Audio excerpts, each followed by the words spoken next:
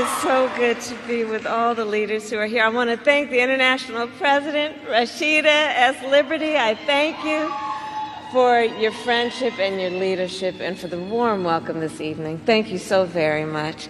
And to the International Board of Directors, to the Council of Presidents of the National Pan-Hellenic Council, and to Congresswoman Robin Kelly, it is my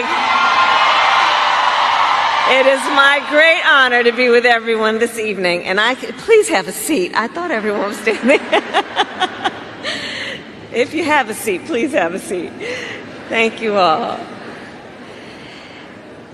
And to all the members of Sigma Gamma Rho Sorority Incorporated.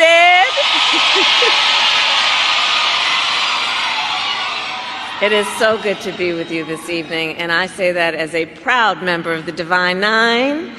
And when I look out at everyone here, I see family. And you know, we share a vision for the future of our nation. Ours is a vision of a future in which we realize the promise of America. And aren't so many of us empirical evidence of the promise of America? A promise of freedom, opportunity, and justice, not for some, but for all. Since 1922, the members of Sigma Gamma Rho Sorority Incorporated have helped realize that promise. Generation after generation, the members of this sorority have shown that greater service brings greater progress. I know. In the 1920s and 30s, you created college scholarships for young black women. In the 1960s and 70s, you launched a nationwide program to help folks get a job. In the 1990s, you formed a partnership with St. Jude to fight childhood cancer. And in 2020, you continued your leadership when, during the height of a pandemic, you helped elect Joe Biden President of the United States, and me as the first woman Vice President of the United States. And for all of those reasons, I'm here to thank you for your long-standing service to our nation, and to declare in this moment that our nation needs your leadership once again. In this moment, we face a choice between two very different visions for our nation. One focused on the future, the other focused on the past. And we in this room are fighting for the future. A future with affordable health care, affordable child care, and paid leave. And we fight for a future with equal pay for women, because we know when we lift up the economic status of women, we lift up the economic status of children, of families, and all of society benefits. We here work for a future where every person has the opportunity not just to get by, but to get ahead, to build a business, to own a home, and to build intergenerational wealth. We here see a future where we bring down the cost of living for hardworking Americans, which is why we are fighting to ban more of those hidden fees and surprise late charges that banks and other companies use to pad their profits, to take on corporate landlords and cap rent increases, and take on big pharma and cap the cost of prescription drugs for all Americans. All of this to say, we are working to build up,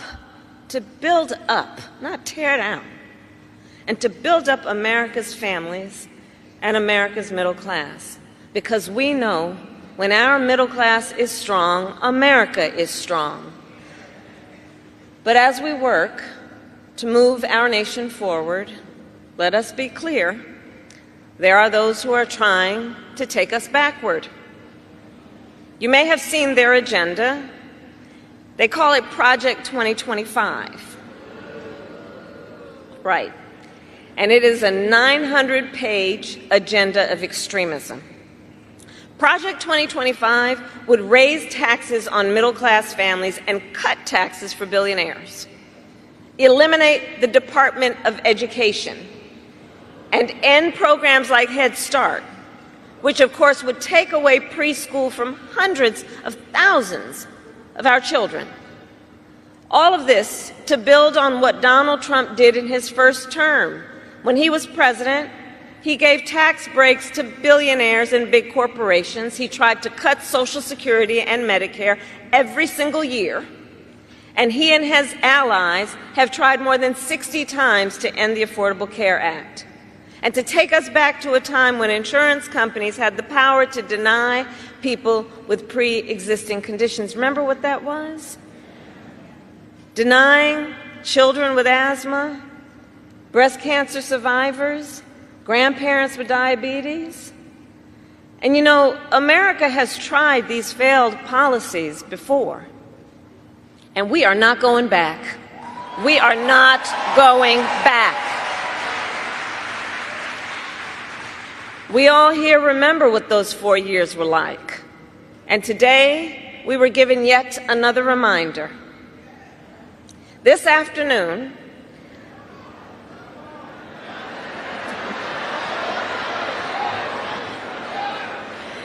Donald Trump spoke at the annual meeting of the National Association of Black Journalists.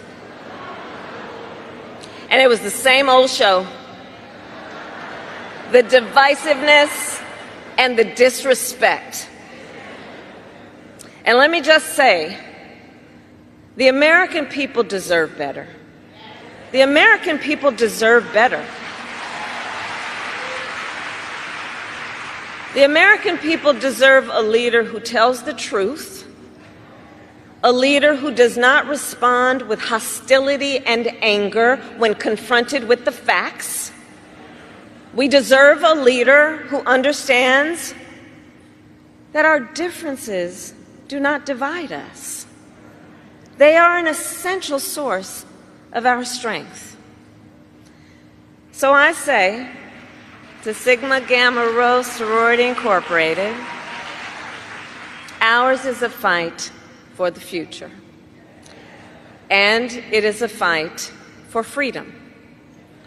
Across our nation, we are witnessing a full-on attack on hard-fought, hard-won fundamental freedoms and rights.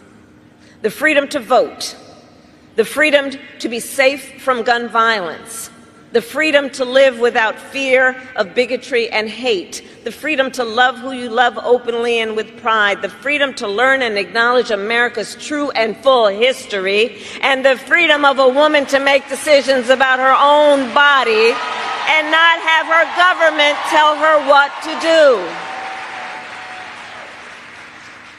A fight for our most fundamental freedoms. And to this room of leaders, I say, bring it on. Bring it on, those who would dare to attack these fundamental freedoms. Because we here, we love our country.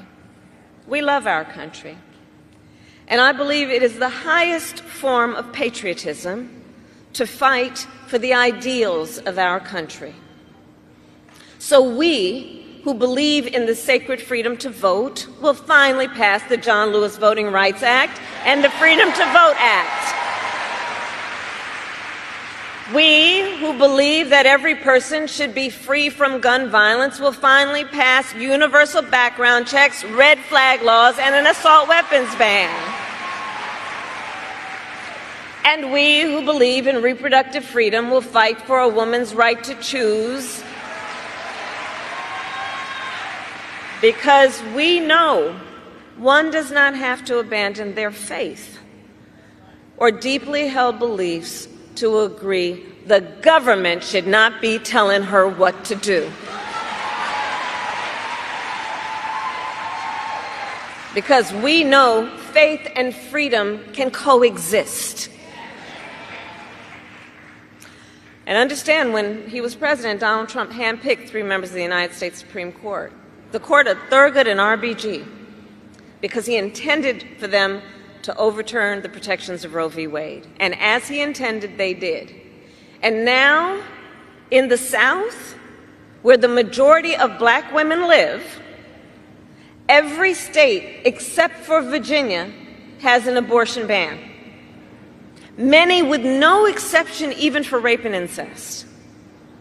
And now he intends to pass a nationwide abortion ban, to ban access to fundamental health care in every state. But I will not let that happen. I promise you, when I am President of the United States, and when Congress passes a law to restore reproductive freedoms, I will sign it into law.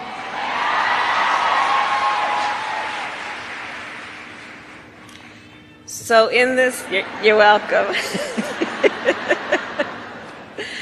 So in this moment, our fundamental freedoms are on the ballot, and so is our democracy. This month, and it really bears, just with all that's been happening, to for a moment pause and think about it. This month, the Supreme Court basically just told the former president, who has been convicted of fraud, that going forward, he will be immune for activity we know he is prepared to engage in if he gets back into the White House.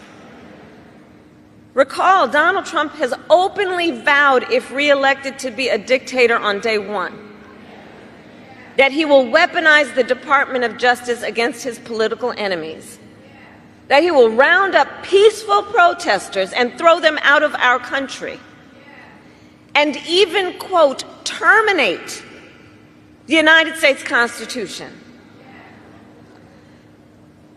So in conclusion, I say to the incredible members of Sigma Gamma Rho Sorority Incorporated,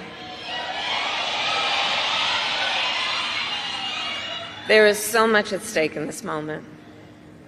Election day is in 97 days. And in this moment, once again, our nation is counting on you to energize, to organize, and to mobilize, to register folks to vote and get them to the polls. Because when we organize, mountains move. When we mobilize, nations change. And when we vote, we make history. So let us continue to fight with faith, with optimism, and with hope. And when we fight, we win. God bless you, and God bless the United States of America. Thank you. Thank you.